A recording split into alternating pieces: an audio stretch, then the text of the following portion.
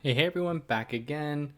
All right, let's conclude Michel Foucault's The Archaeology of Knowledge, and then in a separate episode, I'm going to do the discourse on language that is often associated or kind of stapled on to the end of this text or this book.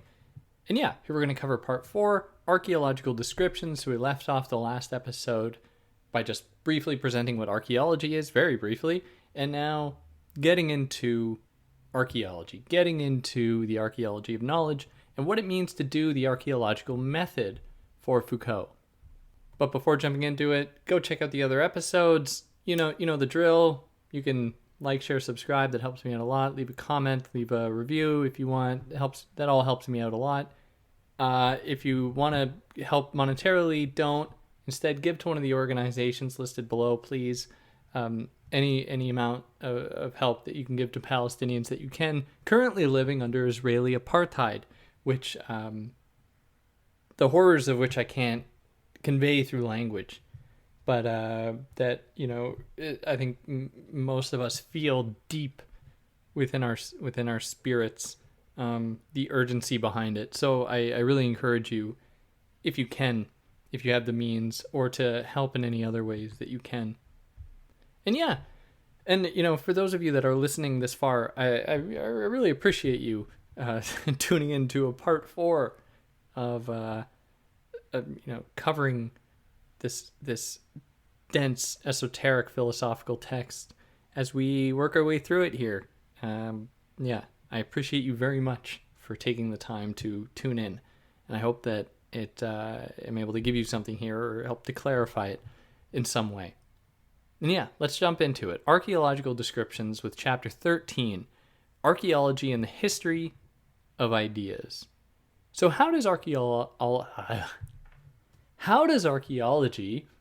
or the archaeological method, differ from the history of ideas that has been no stranger to discontinuities, ruptures, etc.? Remember at the beginning where he's like, history sucks. History's been so committed to these broad movements, just reducing all of history to, these eras, making it way too simple, yada, yada, yada, where he's like, actually, but then in the history of science or the history of language or history of something, there's been more willingness to accept, to entertain discontinuities and ruptures, etc. So how does archaeology differ from that approach? Because it might seem, they might be similar.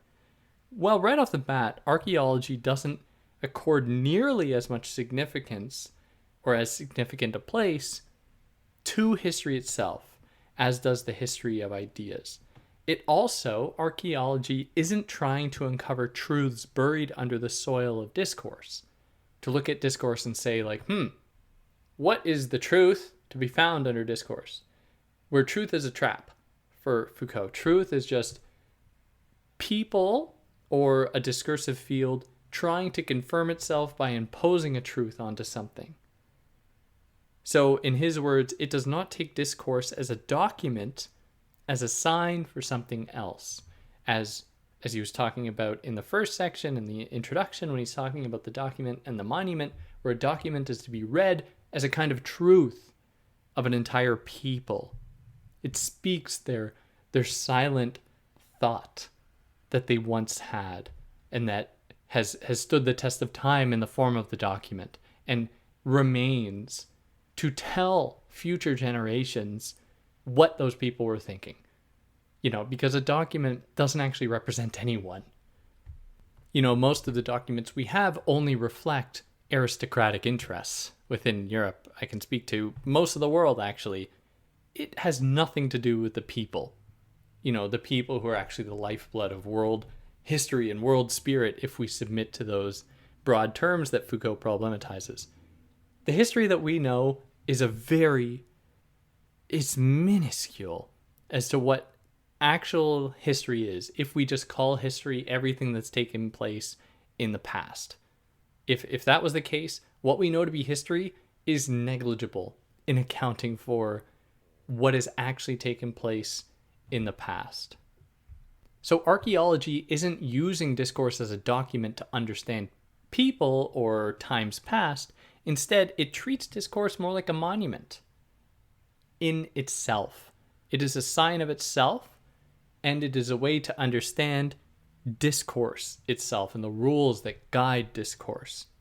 It also, archaeology, it doesn't locate any discourse along a trajectory after, alongside, and or before other discourses. It looks at discourses in their specificity. That is the idea of discourse in its specificity. What are the rules that underwrite it, for example? Archaeology also isn't really interested in subjective emergences as with an oeuvre, as though there's a secret truth to be unearthed in the person's mind. You know, you have your favorite author and you really want to understand them, get to the truth of their thought, and you just read all their things, and it turns out you don't actually get the truth that you need. Or like the history of philosophy. The amazing thing is that you can read all the books and you'll still know nothing as when you started. You'll know other people's ideas really well. Is that synonymous with learning anything or truth? Within a discursive field it is, and all the philosophers can applaud you for having read everything. But what does it give you beyond that? You know, there's actually not much truth to be found in Hegel, even though I will continue reading it, you know. And then finally, archaeology doesn't try to recapture the excitement brought on by the emergence of something new in a field. It's not like celebrating newness in fields all that much. It's more asking like, what allows newness to actually take place? How is it permitted this specific new idea to actually come into fruition, to be new? You know, what specific criteria has this new idea satisfied in order to be accepted in that space? And that puts us here into chapter 14, the original and the regular. The history of ideas contains broadly two approaches. On the one hand, it looks at those moments of rupture that spring newness onto the world as though consciousness is being celebrated in itself.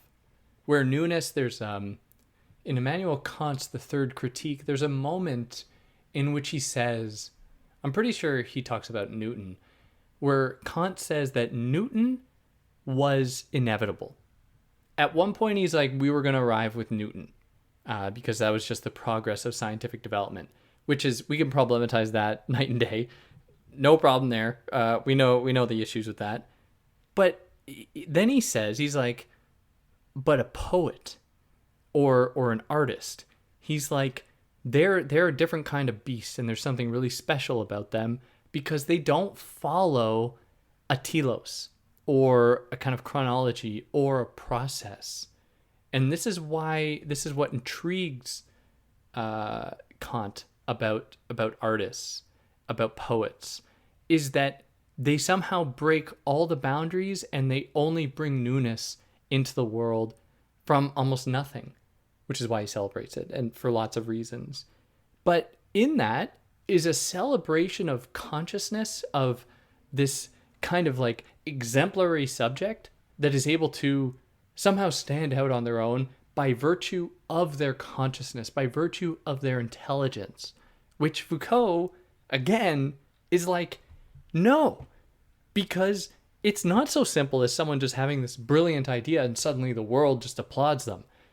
They have to go through the ringer of being properly accepted and understood in order for their work to be appreciated, for them to actually earn the status as an artist. Look at the United States, for example. Look at our world, for example, that has systemically disavowed artistic creations by people of color. Have their artistic creations been any less than those of white people? No. But we see here as just one of many discursive regularities and rules and guidelines and criteria that limit creative possibility, or who can contribute to creative possibility. We see that it is not this neutral thing. We see that genius, creation, art, and so on, they aren't just these neutral things. And when we do that, when we just celebrate consciousness as the history of ideas, which is what he's saying here, loves to do, this like human spirit or consciousness in the creation of newness, it totally erases how there are certain criteria that must be met in order for that newness to actually emerge. It doesn't just emerge by the strength of its own, creativity or intelligence or whatever. Now, on the other hand, the history of ideas attends to all those other instances that don't make a splash, but that nevertheless perform the important task of delivering on the promises of a discursive field, like anything I would write. I mean, I don't see myself really ever writing anything that's going to be greatly celebrated. And it's not false modesty. I'm not a very strong writer. Anything that'll ever be celebrated, but I still serve a very important function, even if I write something totally mediocre, even less than mediocre, that could then still belong to a field and keep it up, keep proffering up that field, because it needs even the mundane. No field is just comprised of genius, right? Because then everything would be celebrated. That's not what happens. It has to be filled with banality that often builds off of just like one moment of so-called genius that has been celebrated, that has gone through the right ringer, that has undergone the goblet of fire to eventually arrive at a point where it is truly celebrated, and then that spawns a whole bunch of other thought that isn't as celebrated, but that nevertheless belongs to and contributes to that field.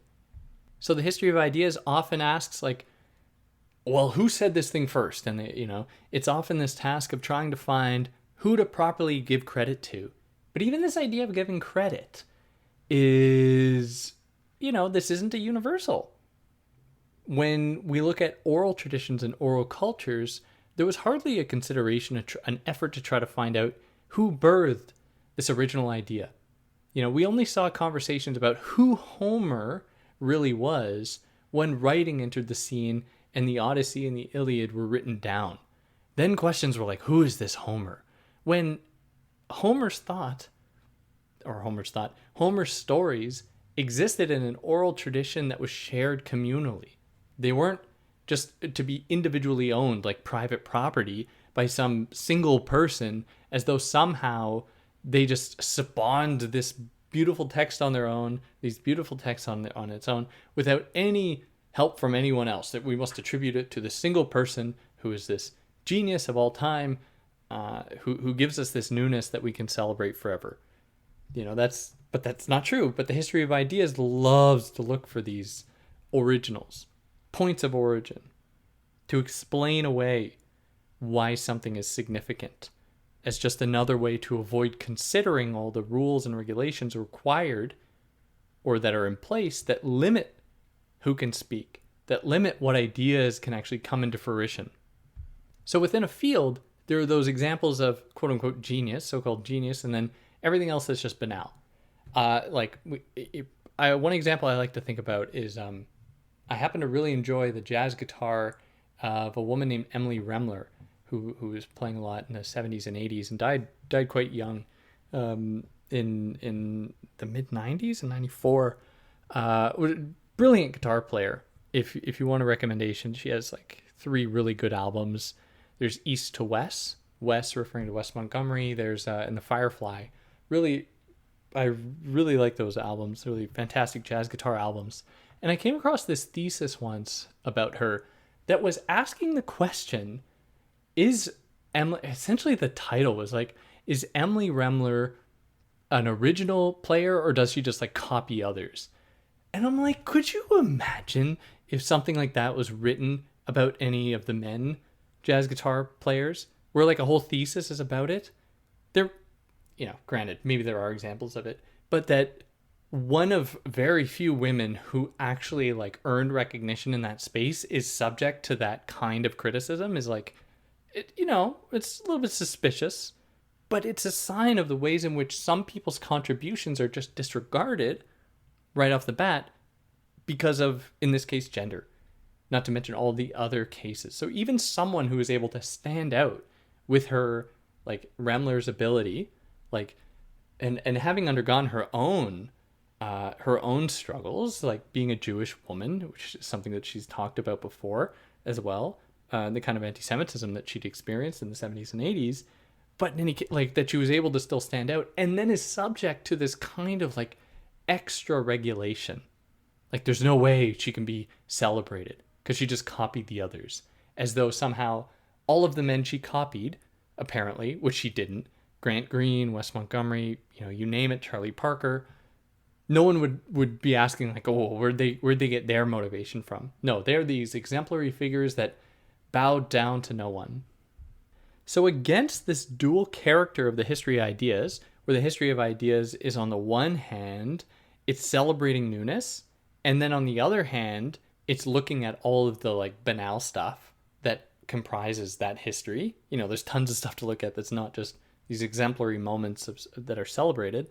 Against this dual character of the history of ideas, archaeology searches for the regularities that govern both inventiveness and banality in discourse. It's looking at the regulations that allow both to emerge, because even the banal has to abide by these regulations to even belong to that field. It should be clear that genius is a weak force compared to these discursive regularities. Like, it just doesn't matter how smart you are if you don't have the right body, for example, or you don't have the right gender or the right race. It doesn't matter how smart you are. You have to abide by these certain codes and conventions, among others, not just in terms of race or gender or anything like that, but you have to adopt the right language. You have to deliver the ideas in the right way. You have to refer to the right previous ideas. You have to have the right supervisors, yada, yada, yada. You have to have the right references. You have to have the right co-authors who are willing to let you piggyback on their work so that you can gain recognition. And then, this is the academic ringer, goblet of fire, my expression of the day. And it is interested archaeology is interested in the periodization of periods, in the ways discourses emerge without absorbing nor lionizing the statements found in them. What are these regulatory mechanisms? That puts us here into the next chapter, chapter 15, Contradictions. Historical analysis has long sought to purge historical accounts of contradictions.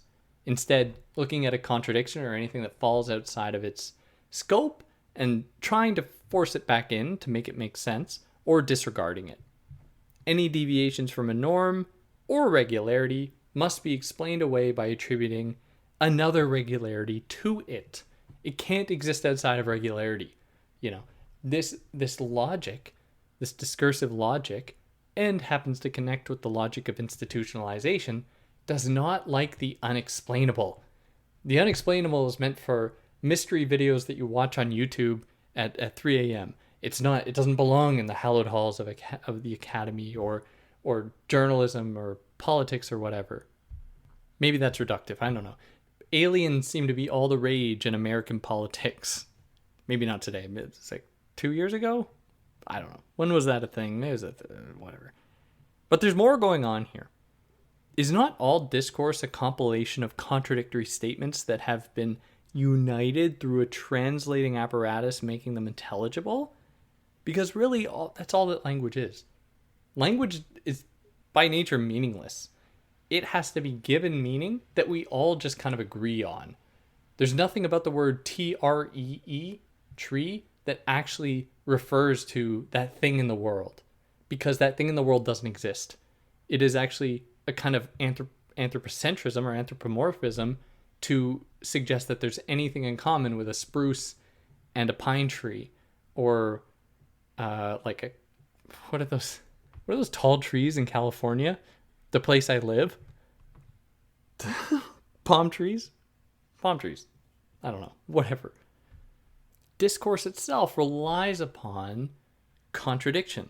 In his words, it is on the basis of such a contradiction that discourse emerges, and it is in order to both translate it and to overcome it that discourse begins to speak.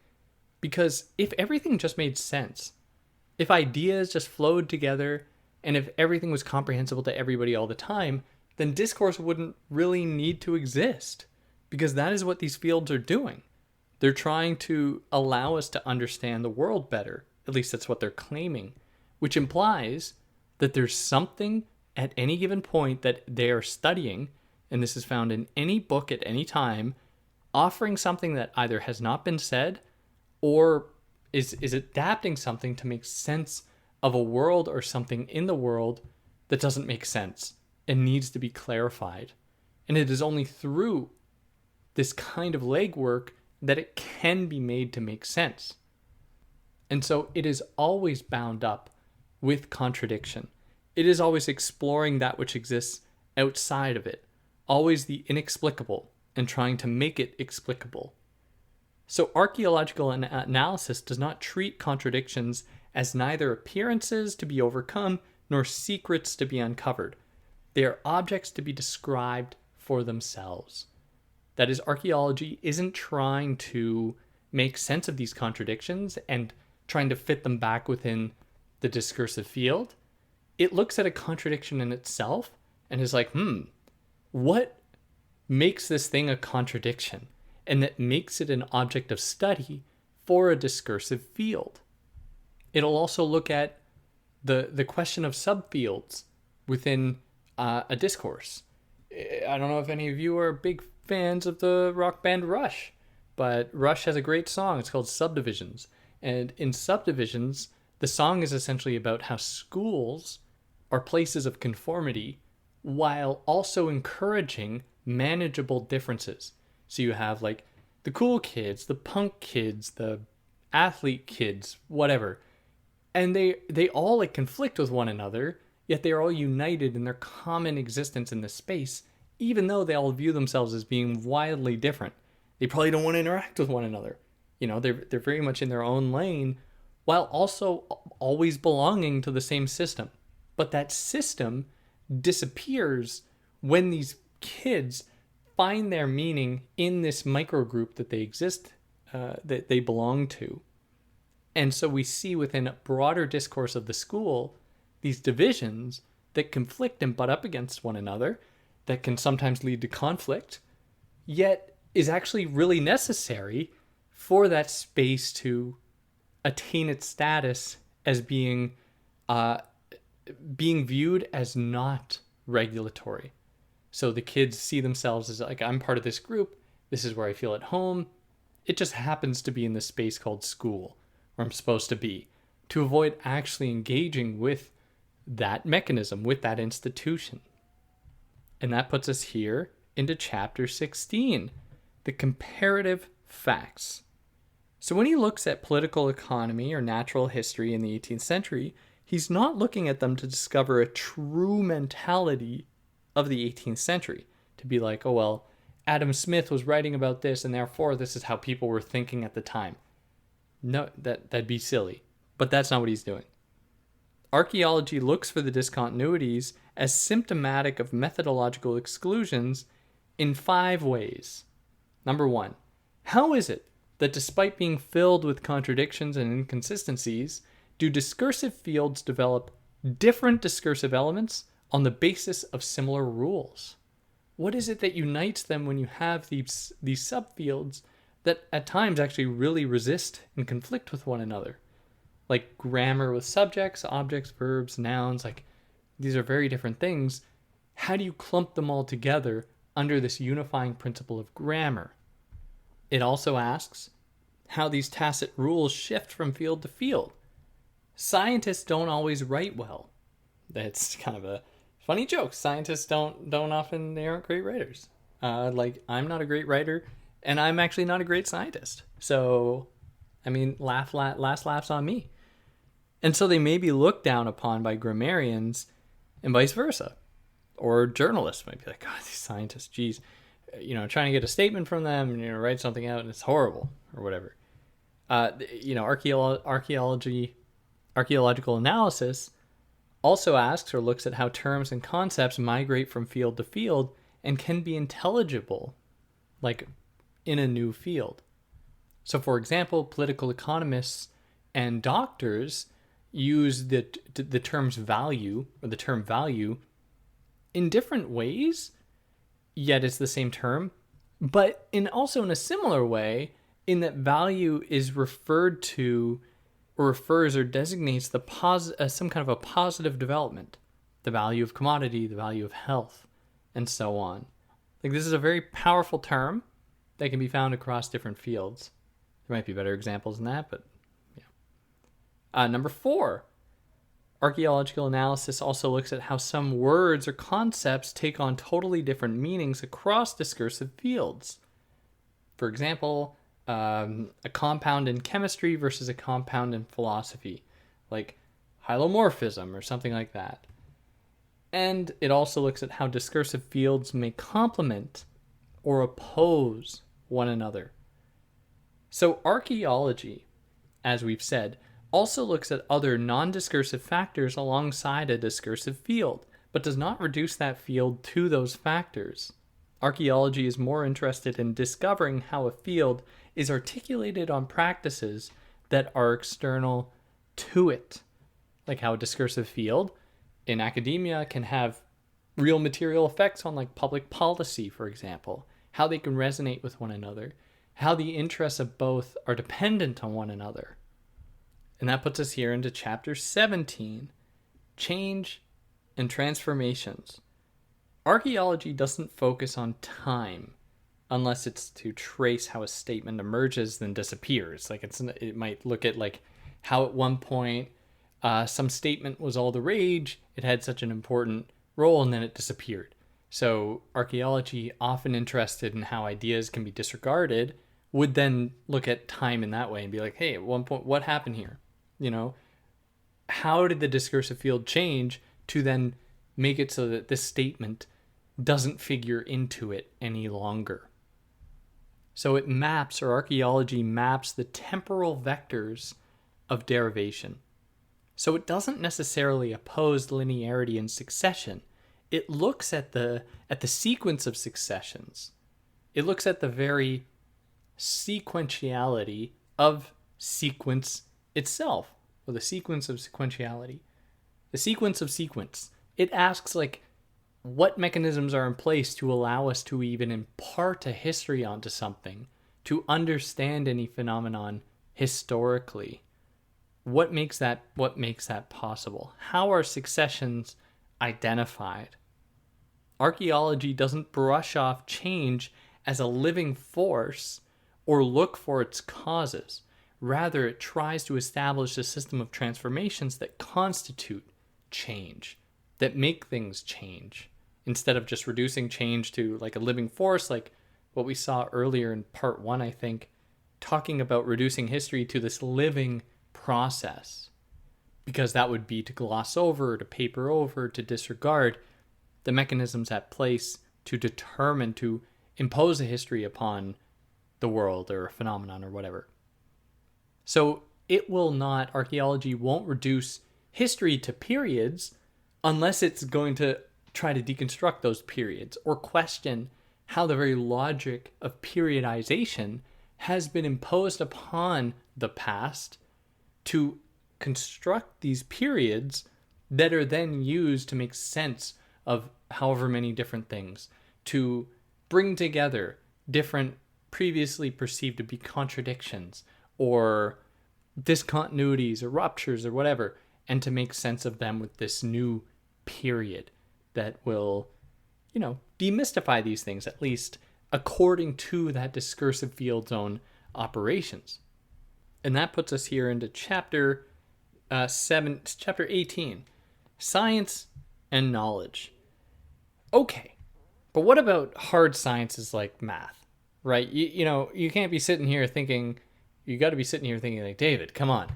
Yeah, I see how this applies to sociology. They just make up concepts, whatever, same with any other field. But math and the hard sciences, they come up with ideas and concepts that directly point to things that are universal, like Pythagoras' theorem, or whatever is universal in math. Like I said, I'm not a scientist, I'm not a mathematician. But take the flat earth, for example. The earth is flat, right? Like it's just a flat earth. If I say that, people look at me like I have 3 heads. They're like, what is wrong with you? And legitimately so. It's a very provocative thing to say. And it's one that actually has no real scientific backing.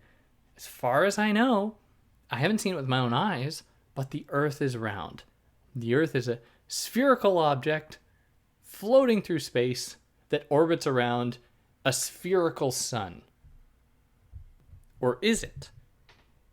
You know, a few months ago, I went to, in Montreal, I went to the planetarium, and they did this show where you're watching up on the ceiling. You start out from Earth, and then you slowly move out past Earth all the way to the furthest reaches of space, and you're just watching Earth grow tinier and tinier and tinier to the point that it just disappears. Now, the Earth is indeed round from our vantage point. Or actually, from our vantage point, it's flat. From our vantage point, it's flat. Science, though, tells us that it's round. Correctly so. I don't want you to think I think the world is flat. But is that true of the Earth at all points? Because if I'm actually on the very edges of the universe and I look at the Earth is neither flat nor round. It is a point. It is a point in a cosmic abyss of nothingness. And for us to attribute the identity, the characteristic, the quality, the property of roundness upon the Earth is just to submit not to what the Earth really is, but to submit to our vantage point according to our best tools to understanding what it is. And it helps with, billionaires sending satellites up in space that actually doesn't help anybody on Earth. Which is very fascinating thing to problematize, because if I say the Earth is flat, I'm, clearly there's something not right with me. Whereas if I say the Earth is round, I have just submitted to reducing the Earth to the human vantage point and saying that is all it ever is. I mean, what hubris, what pride for me to, say this about this object, that actually in all seriousness, the Earth is mostly empty space, like all of us are.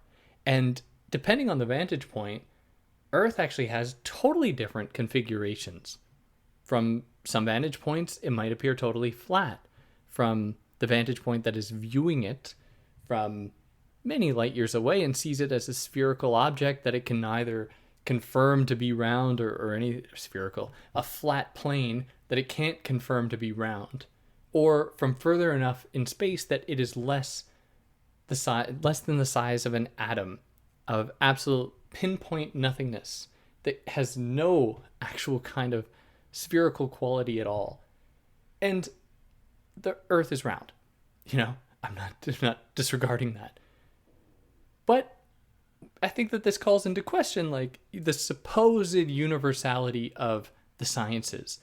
But the thing is, I don't think that their value has to come from them being useful or universally applicable, because they can still do things. They can still do very cool things.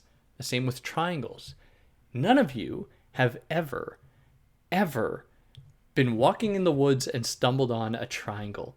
That is a triangle or shape formed in the shape of a triangle, a shape formed in the shape of a triangle, or object formed in the shape of a triangle, or triangular in shape, a triangular series of things that follow the triangle's basic properties, that all of its corners or all of its angles need to add up to 180 degrees, that, it has three sides and they're the right distances and yada, yada, yada. You will never encounter that. So when we have a truth found in mathematics, it is a truth that comes through our having created something that can then be given the status of truth. But if it is created, how much of it is really true? Insofar as truth must be universal.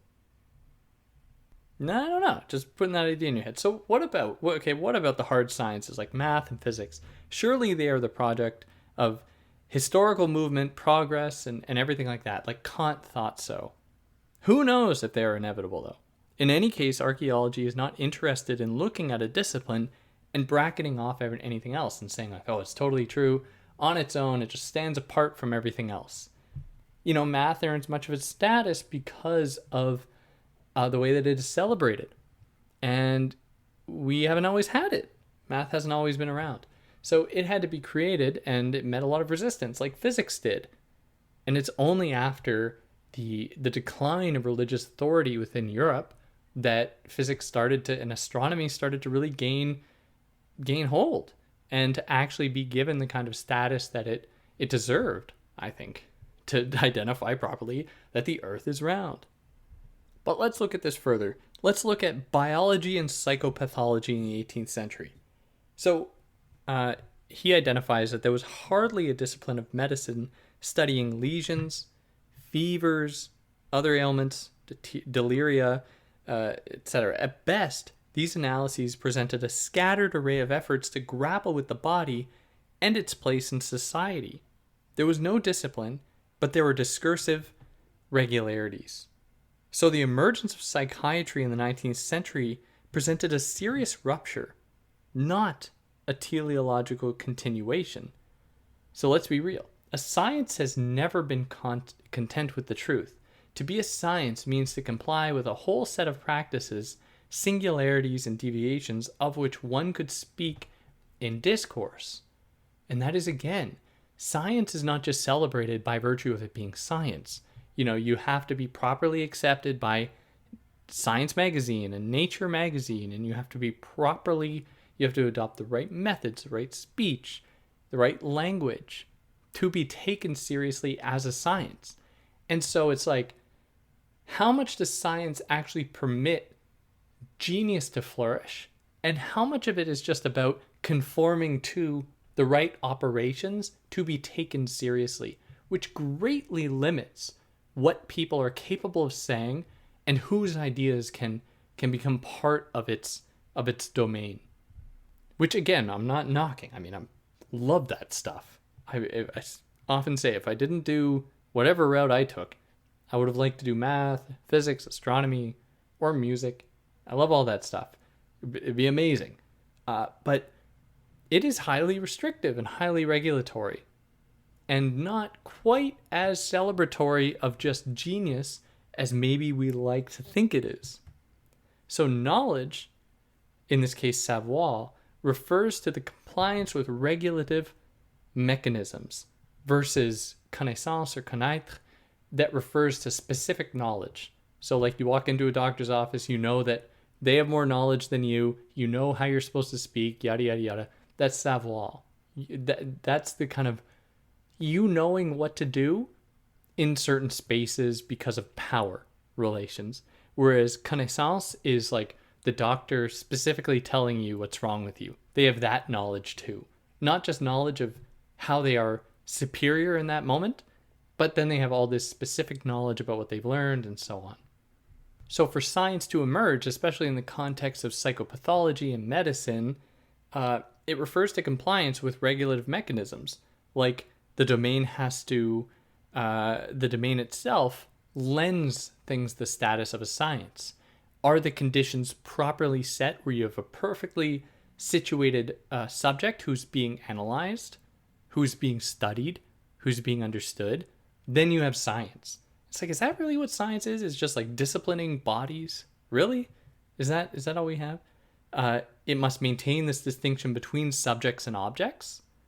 It must establish rules that guide how and when statements appear and how they relate to other statements. And it must develop a knowledge of variations, of various articulations that comprise a field, and that may help define that field or not. So simply, science is ideological too. It's not as though science and math and everything else just stands above everything else. It is bound up with, at the very core, with anthropomorphism and anthropocentrism. They are human constructs. They're nevertheless, they're valuable, of course, for lots of different reasons, but they are worthy of analysis, just like sociology in this context, or anthropology, or anything like that. And science is so present focused. You learn about science, you learn about what we know now, which we take to be, it's absolutely true.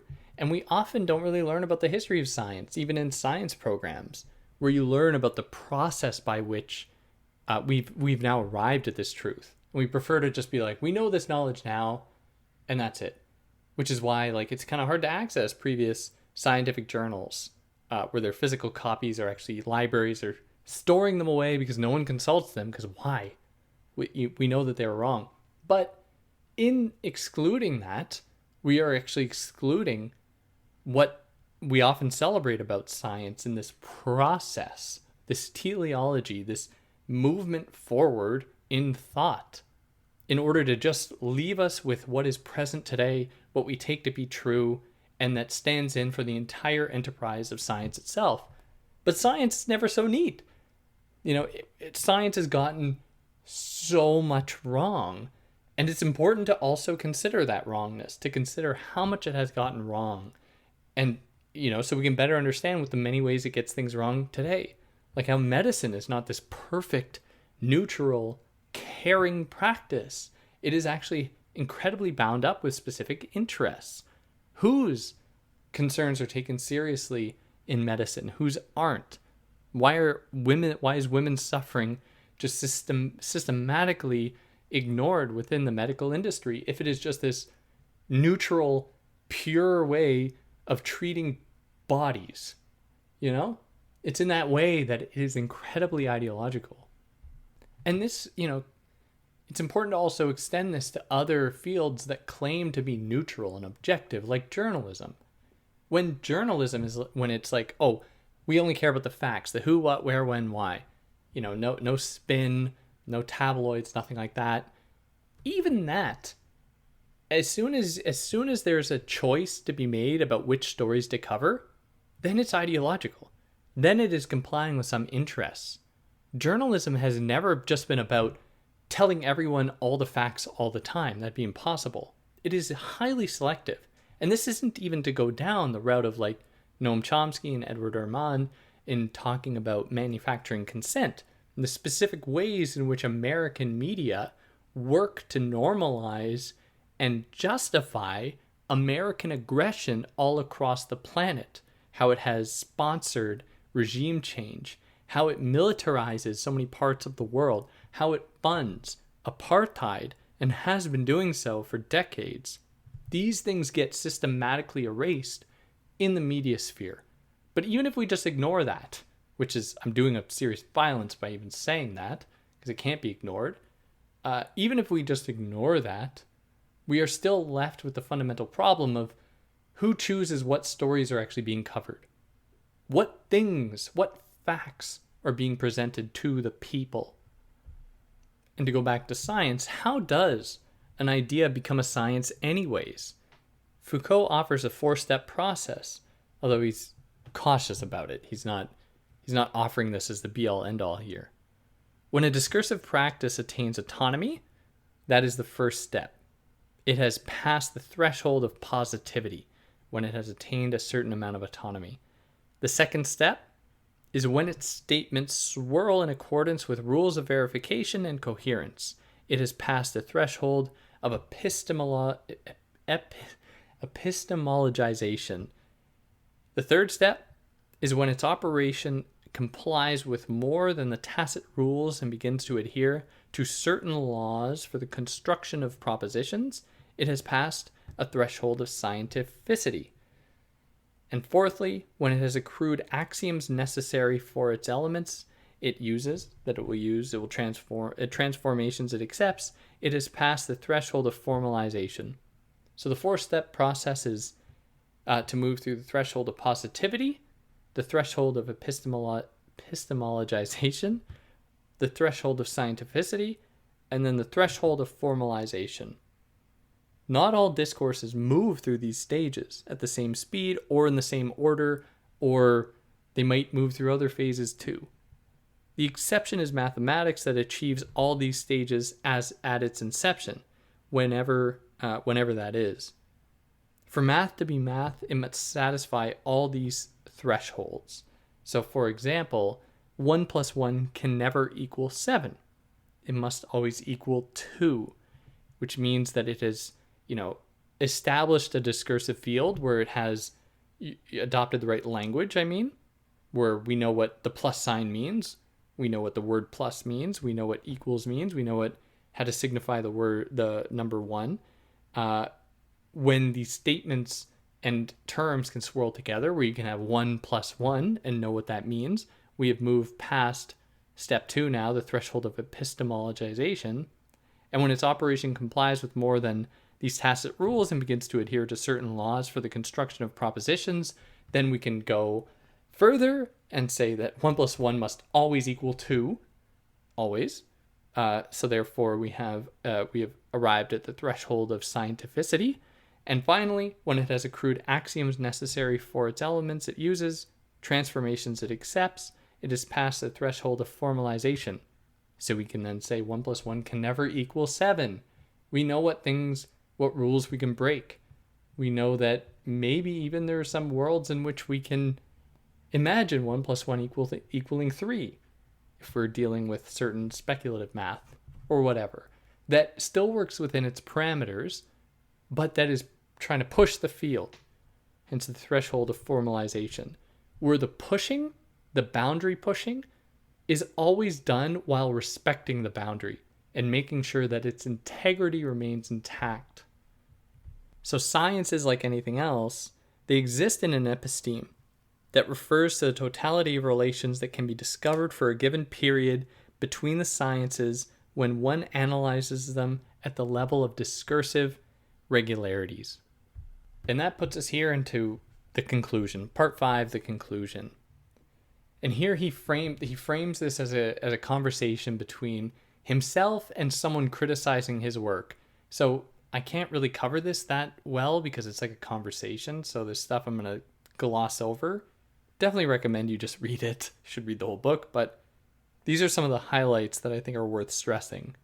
So he clarifies here that he's not really doing structuralism. Obviously, he's not trying to find like the hidden structure. He's calling attention to the very possibility of structuralism itself. What mechanisms are in place to permit the identification of any kind of structures?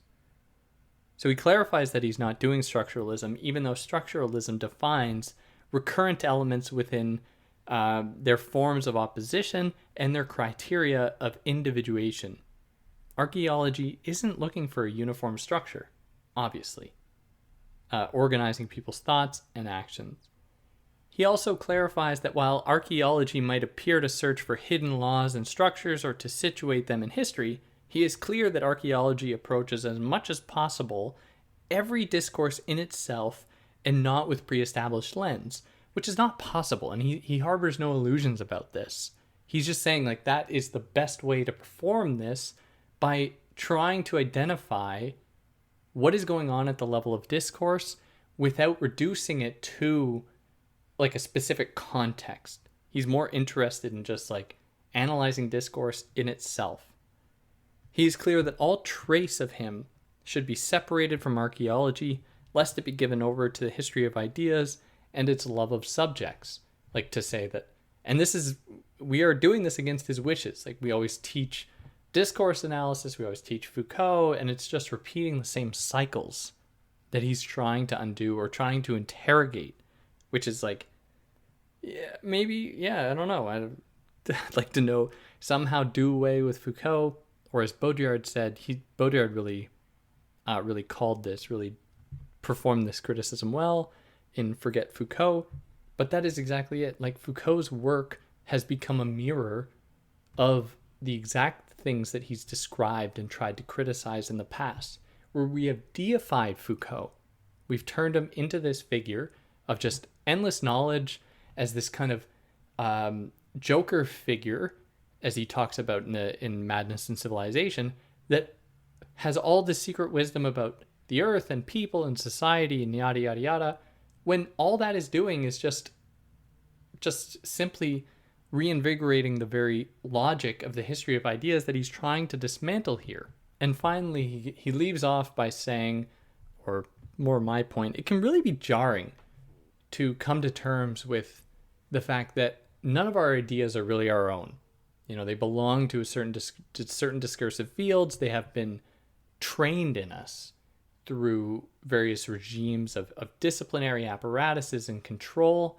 But in any case, like, it's part of the process is starting to undo these things. And part of the process is to actually like try to find out what amount of you is really you, which is kind of a scary journey to go on. What part of what you know, what you understand of the world is really you, that makes sense to you for who you are, if it is possible to arrive at that you?